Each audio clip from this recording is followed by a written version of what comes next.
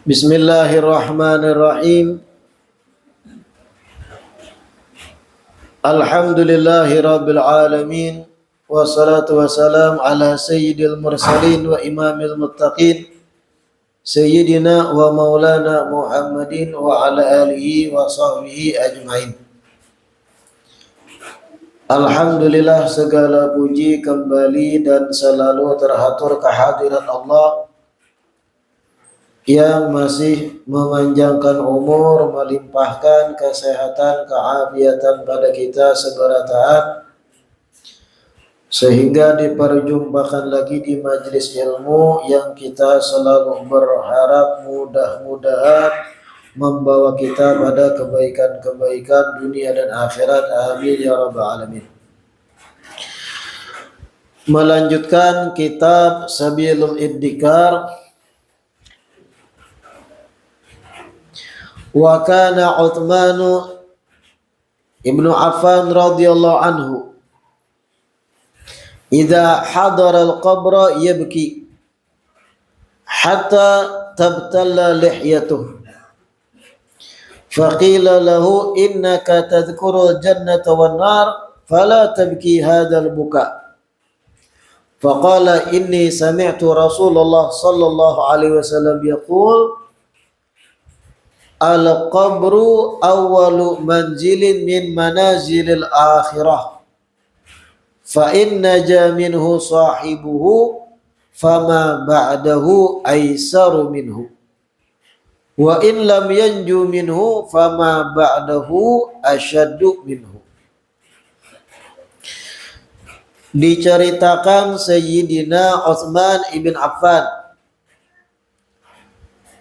beliau idza hadaral qabra yabki, apabila menghadiri pemakaman dan melihat akan lubang kubur, beliau pun menangis.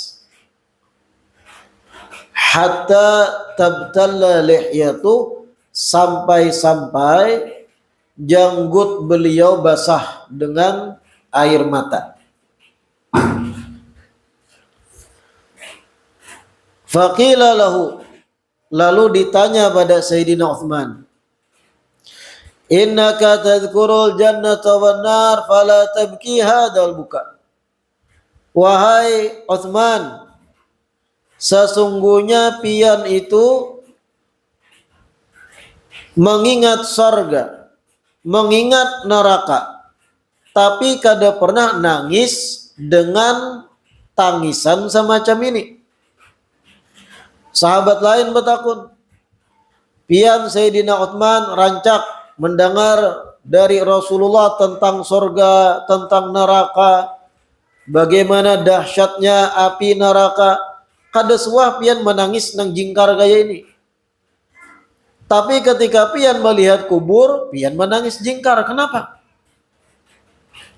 Faqala, dijawab oleh Sayyidina Utsman, inni sami'tu Rasulullah sallallahu alaihi wasallam yaqul, sesungguhnya jar Sayyidina Utsman, aku pernah mendengar Rasulullah itu menyampaikan, al-qabru awwalu manzilin min manazilil akhirah. Kuburan itu, ujar Rasulullah, rumah pertama atau singgahan pertama dari sekian banyak singgahan-singgahan di akhirat. Fa in naja minhu sahibuhu fama ba'dahu aisaru minhu. Apabila orang yang masuk kubur selamat dari siksa kubur, maka ketika inya dibangkitkan kubur melalui tahapan-tahapan akhirat berikutnya, maka tahapan-tahapan berikutnya akan jauh lebih mudah. Wa in lam yanju minhu, tetapi jika seseorang di awal singgahan yaitu kubur kada selamat,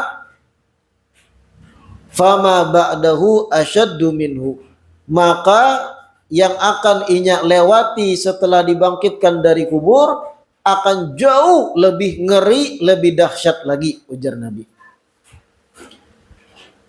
Oleh karena ini Sayyidina Utsman menangis jingkar ketika melihat lubang kubur. Melihat langsung lubang kubur, menangis Sayyidina Utsman. Ujar Sidin, karena aku mendengar Nabi menyampaikan, seseorang yang masuk kubur selamat karena amal soleh, baik, taubat, istighfar, selamat inya dikubur, setelah inya dibangkitkan, artinya nang berikutnya nang akan inya lalui akan jauh lebih mudah. Hisab, mahsyar, mizan, apapun level berikutnya yang akan dimintai tanggung jawaban kepada inya, apapun yang akan inya lewati setelah dibangkitkan dari kubur, aisaru minhu, akan lebih nyaman, ujar Nabi. Kalau selamat dikubur, penentunya dikubur.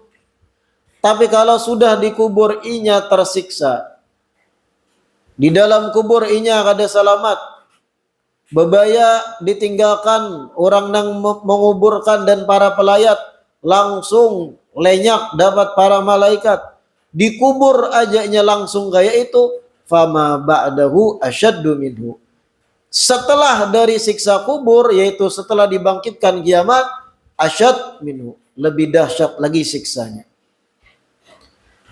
Mengingat inilah lalu Sayyidina Utsman menangis melihat kubur.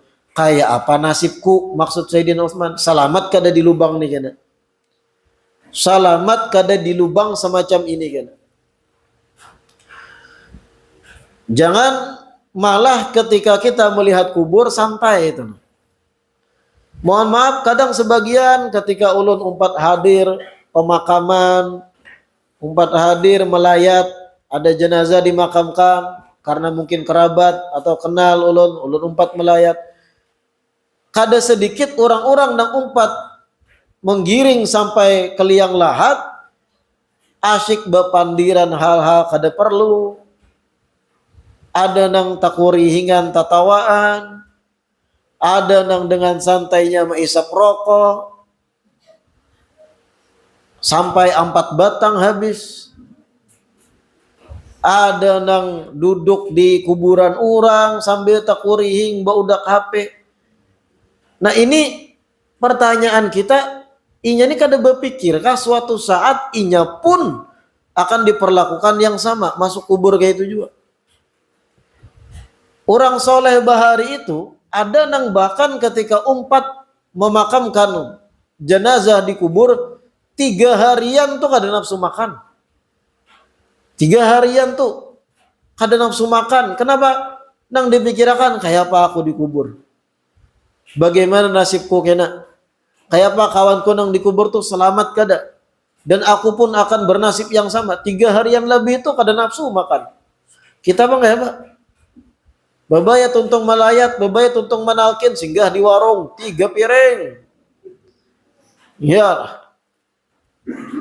Bebaya tuntung melayat jenazah, melihat inya dimasukkan di kubur.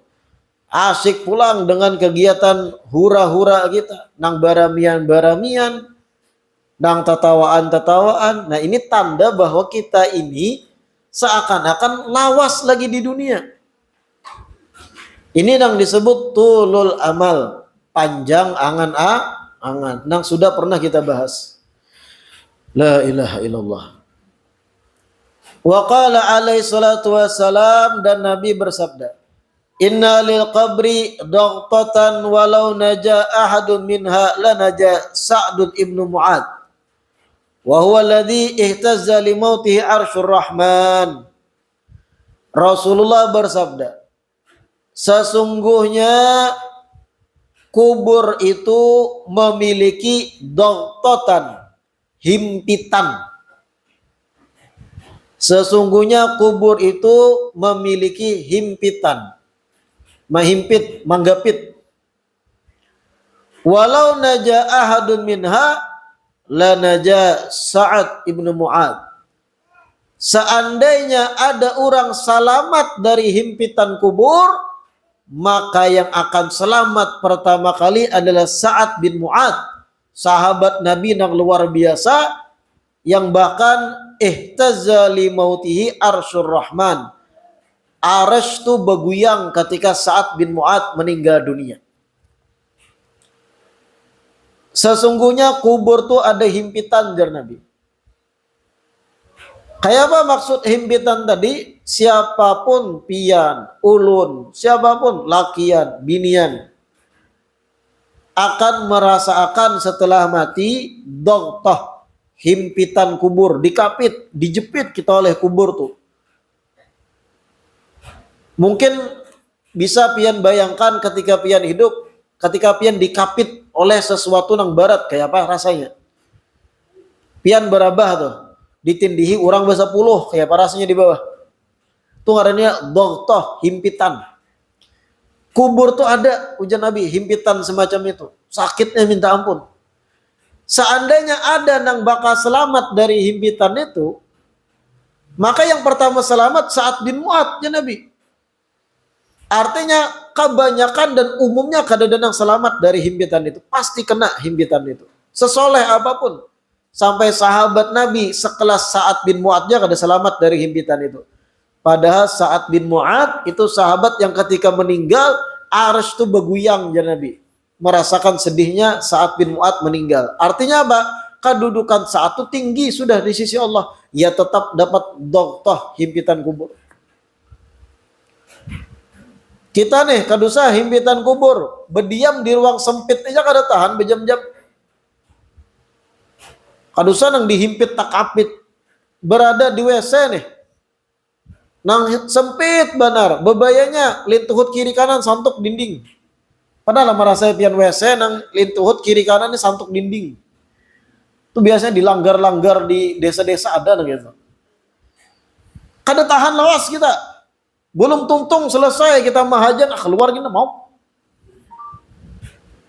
Itu himpitan nang bangunan nang kita sebenarnya kada tepres masih awak.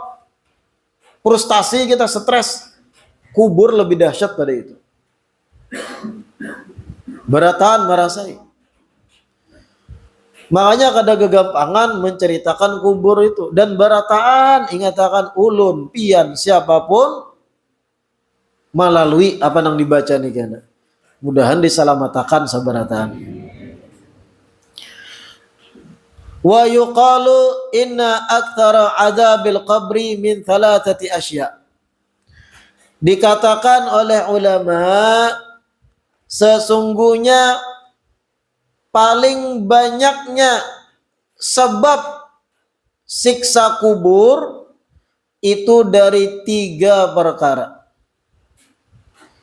Penyebab seseorang disiksa di kubur tuh paling banyaknya gara-gara 3 perkara gitu. Yang pertama al-ghibatu, gibah, memandir orang lain yang dimana orang nang dipandir kadada di tempat. Yang seandainya apa nang dipandirakan didengar oleh orang nang dipandirakan, inya sarik. Itu adanya gibah. A lawan B memandirakan C, C-nya kan ada. Ikam tahulah B, ujar A. C itu amun bakantut bau bener. Seandainya pemandiran itu didengar oleh C, C keberatan, gibah jatuhnya. Itu simpelnya contoh gibah. Dan wah ini gibah modern, bukan cuma pemuntungan. Di chatting pun kadang terjadi penggibahan. Di grup WA orangnya keluar grup kedada dipandirakan, itu tahulah kawan kita nang keluar tadi banyak hutang, inya tuh semalam kayak ini kayak itu yang seandainya orang nang keluar grup tadi tahu pemandiran tuh nyesarik, gibah jatuhnya. Nah ini satu dari 3 sebab utamanya orang disiksa di kubur. Na'udzubillah min dzalik. Dan gibah itu istilah agama. Istilah wahini macam-macam sebutannya. Gosip. Tiada hari tanpa gosip. Jerohan. Saking rusaknya. dijadikan hobi memandir orang. Dan ghibah itu dosanya bukan cuma pelaku, bukan pemandir aja. Yang mendengar syarikun fil itsmi, dapat dosa yang sama. Naudzubillah. Yang kedua, an-namimatu. Sebab orang disiksa di kubur paling banyaknya yang kedua namimah. Ma'adu domba. Kayak apa ma'adu domba? Awalnya ghibah. A dan B memandir C. A nang memandirakan si C. B mendengar. Setelah itu B ini menyampaikan kepada C. C, A menyambati ikam ke ini. Apa yang terjadi? C tapahwal lawan A besarik-sarikan. B itu namam posisinya. Tukang adu domba. Ketat dalam bahasa Arab yang lain. Tukang adu domba. Awal mulanya gibah. A ini menggibah C. B ini mendengar. Tapi B ini jahat juga disampaikan ke C. Kamu tahulah, jangan berkisah lah. Ya kayak itu kadang. Awal mula pemandiran buruk tuh, nih kamu jangan aku kisahkan. Pada besar puluh yang kakak itu diawali pandirannya. Jangan berkisah lah aja. Itu A semalam menyambati kamu. Jangan kamu sampaikan ke si A. Kada bataha. Langsung C itu melabrak A. Akhirnya bahwa C lawan A. Pelaku namimah B tadi. Itu awal mulanya kebanyakan namimah. Ma'adu domba.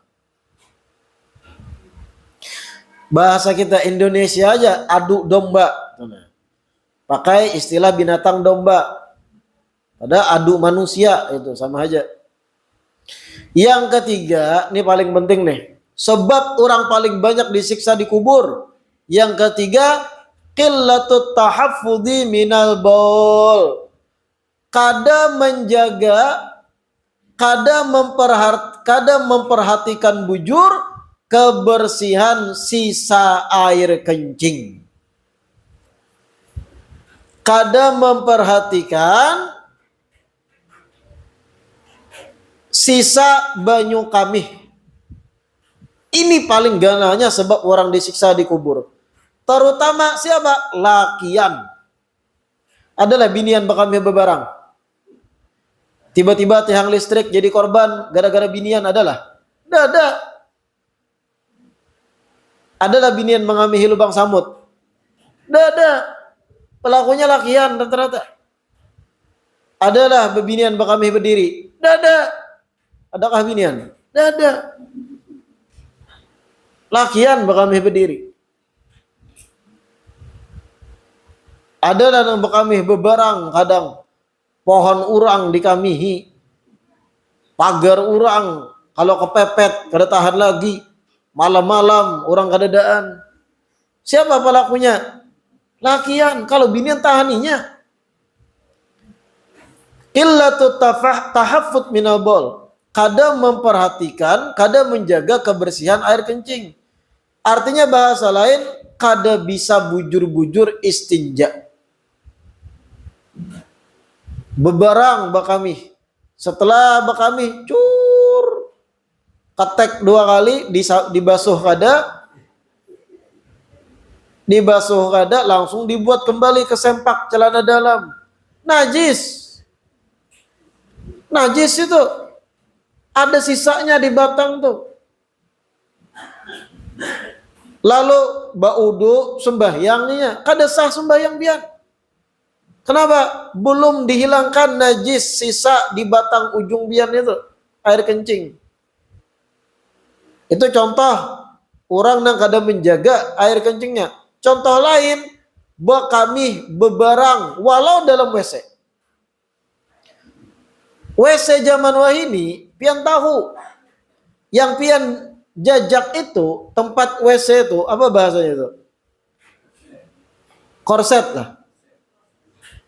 Kloset itu terbuat dari keramik. Sebagian ada nang cor wara. Sama aja, benda padat. Itu sifatnya, kalau banyu itu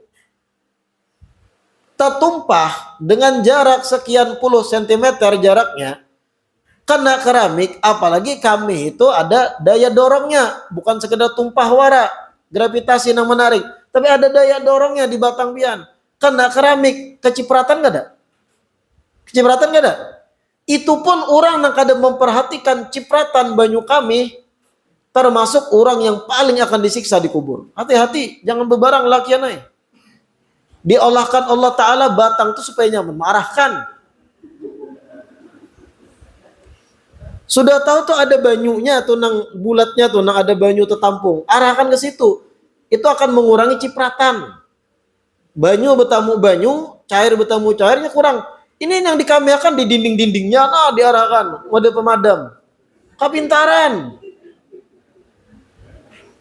Kana batis, kana jari, kana selawar, mana selawar lepis. Selawar lepis biasanya lakian koler mencabut total tuh koler, bakami. Di ulur wara, iyalah lakian. Mengaku bian. Itu kecipratan banyu kami dibawa sembahyang, dibawa berkegiatan agama, najis. Nah ini sebab orang paling banyak disiksa di kubur. Jangan bebarang lagi bakami.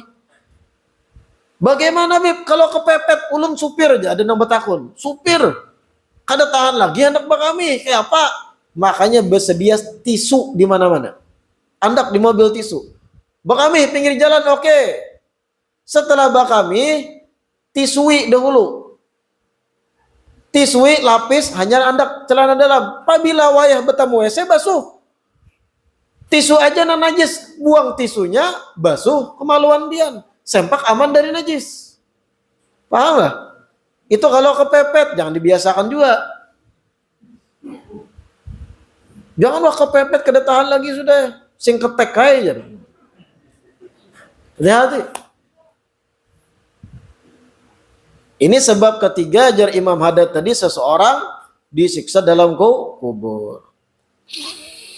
Wafil hadith di riwayat lain nang secara khusus Nabi menyebut amatu adabil qabri minal baul. Umumnya siksa kubur itu minal baul, min sababiyah, sabab air kencing. Dengarkan tuh. Tapi binian dengarkan juga, mun binian nang bahapa juga bebarang bakami sama aja. Dijaga juga binian ay. Bakami itu jangan sembarangan. Cipratannya perhatikan, basuh secara saksama. Kalau pian menduga kecipratan ke kiri kanan di kloset, siram berataan sampai yakin masuk air siramannya entah itu ke dalam lubang klosetnya atau ke dalam lubang pembuangan banyu yang di sebelah kloset. Artinya siram secara menyeluruh imba tuntung bakami, itu lebih aman. Orang lain yang bakami selanjutnya ini aman dari najis, jangan pian kada bertanggung jawab. Apalagi WC umum tuh, lakiannya. WC orang juga, sarah kue bebarang, kami ya. Itu sebab utama orang disiksa di kubur, hati-hati. Amatu adabil qabri minal baul. Umumnya orang disiksa di kubur gara-gara air kencing. Begitu pula wa hadithur rajulaini alladaini sami'ahuma sallallahu alaihi wasallam yu'adzabani fi qabrayhima. Wa amara bi jaridatin minan nakhli faju'ilat ala qabrayhima wa qala la'allahu yukhaffafu anhuma ma damata ratbataini wa annahuma yu'adzabani wa ma yu'adzabani fi kabir amma ahaduhuma fakana yamshi bin namimah wa amal akhar fakana la yastabri'u minal baul. Kemudian ada hadis lain ketika mana Rasulullah sallallahu alaihi wasallam melewati kuburan dua orang laki-laki. Hadis tentang dua orang laki-laki yang Rasulullah mendengar suara mereka dalam kubur lagi disiksa. Jadi riwayatnya itu Nabi lagi berjalan lawan sahabat, melewati ada dua kuburan. Nabi mendengar dari dalam kubur siksaan yang pedih, merintih, menangis disiksa dua kubur ini. Lalu Nabi berucap, "Wa ma yu'adzabani fi kabir bala innahu lakabir." Dua orang ini jar Nabi pada sahabat yang mendengar, ini disiksa gara-gara perkara yang kecil aja di dunia. Sepele. Tapi bala innahu lakabir. Tapi di sisi Allah yang sepele itu ganal dosanya. Amma ahaduhuma Salah satunya fakana yamshi bin namimah. Ini orang ketika di dunia ujar Nabi katuju ma'adu domba. Sehingga disiksa dalam kubur. Wa amal akhar, adapun kuburan kedua sebab disiksa fakana la yastanzihu min baulih. Karena semasa hidup kada pernah beberasih bujur dari air kencingnya, bebarang bakami bahasa kita. Akhirnya Nabi ambil pelepah korma yang masih basah, yang hanya ditatak. Nabi andak pelepah korma tadi di masing-masing kubur. Lalu Nabi berucap, mudah-mudahan sebab pelepah kurma yang masih hidup hanya ditatak ini menjadi sebab keringanan siksa kubur bagi mereka berdua. Madama rotbatain, selama dua pelepah yang aku letakkan ini selama masih hijau dan basah, belum mengering. Selama itu mudahan diringankan siksa di kubur. Orang yang dikubur. Jadi Nabi mengambil pelepah kurma yang masih hijau hanya ditatak, Nabi andak di masing-masing kubur. Bagaimana mekanismenya? Maksudnya adalah ketika pelepah kurma itu masih hijau berarti masih hidup. Dan ketika masih hidup masih bertasbih kepada Allah. Setiap makhluk hidup itu bertasbih pada Allah. Hanya saja kita kada paham bentuk tasbihnya. Mudahan dengan tasbihnya pelepah kurma hijau ini nang dikubur dapat ampunan jar Nabi. Nabi yang mempraktekkan. Dan ini dalil kita Ahlus Sunnah wal Jamaah ma'andaki kambang di atas kuburan. Kambang nang masih hijau. Tujuannya apa? Mudahan nang dikubur dapat keringanan siksa sebab tasbihnya kambang nang hidup nang diandak. Nah, jadi pian ketika menggawi hal semacam itu harus tahu dasarnya. Intinya fokus di sini dua orang ini disiksa di kubur gara-gara pertama namimah, yang kedua kada bujur-bujur membersihi sisa banyu kami. Al-hadits wa huwa haditsun sahihun masyhur. Ini adalah hadits yang sahih dan terkenal ujar Imamul Haddad. Wa kana sallallahu alaihi wasallam yukthiru al-isti'adata min adabil qabri wallahu a'lam. Insyaallah kita lanjutkan di malam Kamis berikutnya. Malam Kamis berikutnya insyaallah menjadi malam terakhir, malam penutup kegiatan majelis kita, dan insyaallah dilanjutkan kembali di bulan Syawal setelah Idul Fitri.